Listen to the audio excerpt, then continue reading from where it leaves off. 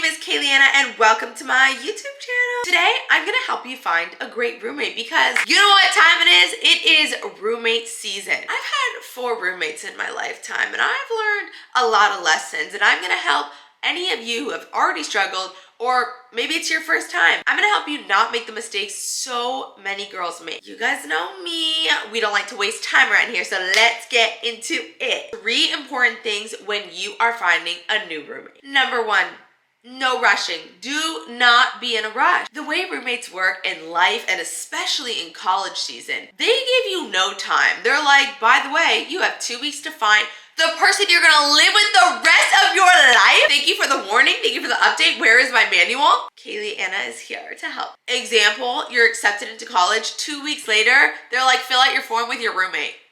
What? So because of this time crunch, a lot of times, us girls, we get desperate and we start settling. Whoever says yes, whoever comes, we say sure. In this 2-week time frame, there's only so much you can do, but you can prevent red flags. And by being patient, you can be more aware. I remember one time I was looking for a roommate and I was in such a rush and I was like, this girl is good enough. And we didn't end up becoming roommates, but looking back, I was like, oh my gosh, how did I ever lie to myself at first impression that we could have been a good fit? We were so different from each other. I have 3 biological younger sisters and a million younger sister of you guys. And I've seen time and time again stories of girls finding the first girl and saying, oh, we could make it work. Nah, girl. When you are in a rushed mentality, you don't see people clearly. You are so desperate that you don't see through people's flaws. You don't see their personality for who they are because you are delusionally trying to find the best in them. In this process, although you are in a rush, and we can't change that, try to ground yourself. Try to not be in a rush. Try to see people like you have 3 years to choose. Because when you do that, you won't try to see the best in people who would never be a good match for you. Number 2, this is the most important thing. Cleaning. Almost every roommate problem situation I know came from cleaning. In friendships and in relationships, everyone comes in with different expectations. And those expectations are based on how you were raised. For instance, in a friendship outside of being roommates, one friend might always show up to another person's dance competitions, let's say, and another person might never show up. And the friend who always shows up could be like, that's so rude, you never show up. But the friend who doesn't show up is like, my parents never came to my stuff. That is not how I show my love. So the person who maybe their parents always did show up has to explain to the other person, no, to me, love is you showing up. I want you to show up to my dances. So that's an example of friendship expectations and why communication is so important. If one person has a different expectation, a lot of times it can be perceived as, you aren't a good friend, you don't love me, when really we just have different expectations. And in roommates, the biggest issue comes from cleaning. Guys, I didn't know how some people were raised. And you have to be aware this really does come down a big part, not always, but most of the time, to how someone was raised. I didn't even know people could be as clean as people were. I was raised in a very messy household. Not a disaster or a slum, but very messy. Things everywhere, nothing organized, not minimalistic at all. We had cleaners come twice a week, and even with cleaners coming twice a week, 4 days out of the week, it was messy. I have 7 siblings. My parents had full-time jobs, ran their own business. Cleaning in our house was never a priority and something I was never even raised on how to do. I never had chores growing up. I never had to clean my room. That's how I was raised. So imagine me right out of college, never living alone before, I get paired with a clean freak. That actually didn't happen to me, but my friends who were clean freaks, I had to be the one to explain to them that their roommates didn't know better. They were trying to learn. So let me explain to you guys. If you were raised like me, you should know that some people were literally raised to wipe the counter after every time they cook. I mean, that's just crazy to me because I wasn't raised like that. Some people were raised to literally dust the corners of their room. And some of you watching this are gonna be like, oh my gosh, I could never room with someone like Kayleanna. And you have to understand that there are 2 sides to the spectrum.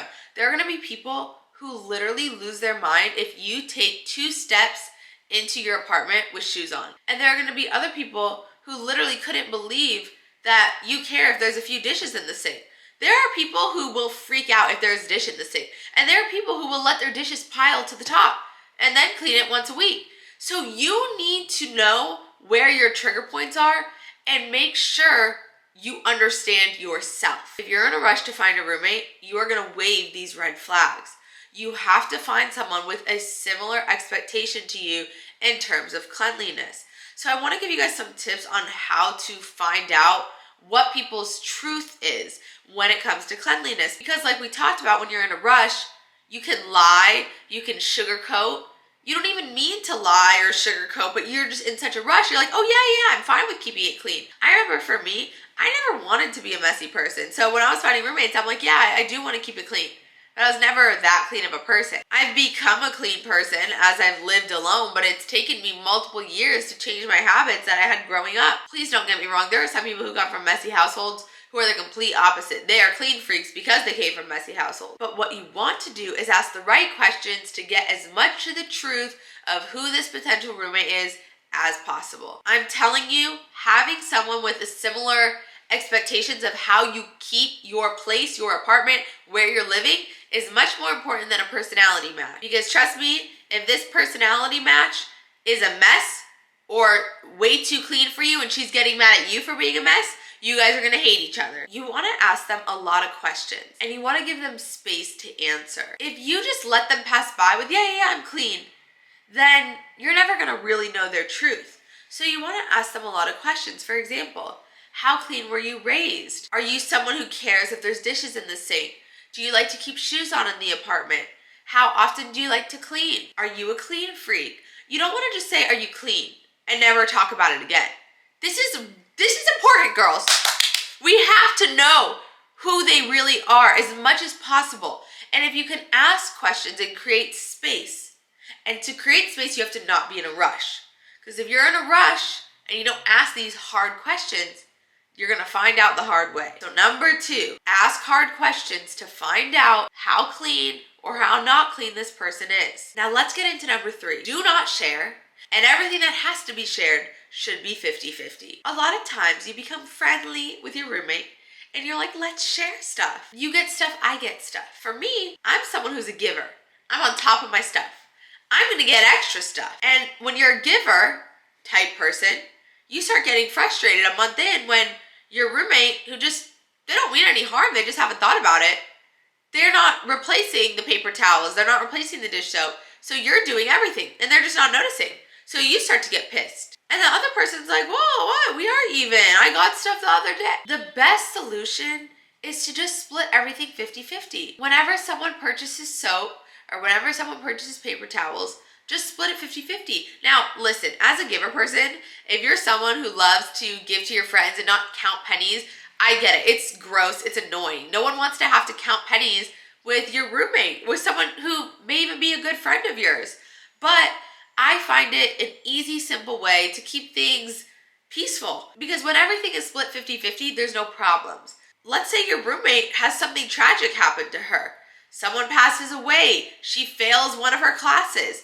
She's gonna use that as an excuse to why she isn't being 50-50 with you, and you're gonna get frustrated despite that she's going through something. So I find it best to just set those standards from the beginning of we're just splitting everything 50-50. And then the second part is not sharing stuff. Once again, just being a giver and being like, let's share clothes, let's share groceries, let's share. One of you is gonna start getting pissed because guess what? Sharing can never be 50-50 unless it is 50-50. So if one person's getting strawberries and one person's getting bananas, it's just never cut even. Of course, there are circumstances where both roommates are self-aware enough and have enough focus towards this splitting, sharing situation to make sure things are always even. But I have found through myself and through many other friends going through roommates that one person gets caught up and the other person gets pissed because they're mad that the other person is using them. A lot of times the other person isn't meaning to harm them and there are no bad intentions, but it is frustrating if you're the person who is being self-aware and you feel like you're being used. You know, one of my longest roommates was my closest friend and she pissed me the freak off and I pissed her off too because she was so bad at sharing stuff. She would always use my stuff. My brush would just be gone in thin air. and I was a mess. She would literally have to shake me to get me to clean. I'm like, I'll just pay for cleaners. And that bothered her because I was like, I'll just pay. I don't want to do it. I'll pay. Because that's how I was raised. I told you guys, my parents had cleaners twice a week. But to her, that was unfair. She was like, no, you get on your knees and you clean. I'm like, I don't want to. You don't want to pay? I don't want to clean. Let me pay. What's the problem? And for her, she's like, girl, we're friends. Like, let me use your brush. Let me use your clothes. And like, here and there, I'd ask to borrow things. Because we became such close friends, we were able to navigate it. But a lot of problems came from it when me and my closest friend had a third roommate who was a clean freakity freak. She even got mad at my best friend roommate. This girl wanted the house spotless. I'm talking walls sparkling. Like I said, there are so many levels to cleanliness. Like my best friend would get mad at me, but our third roommate would get mad at her.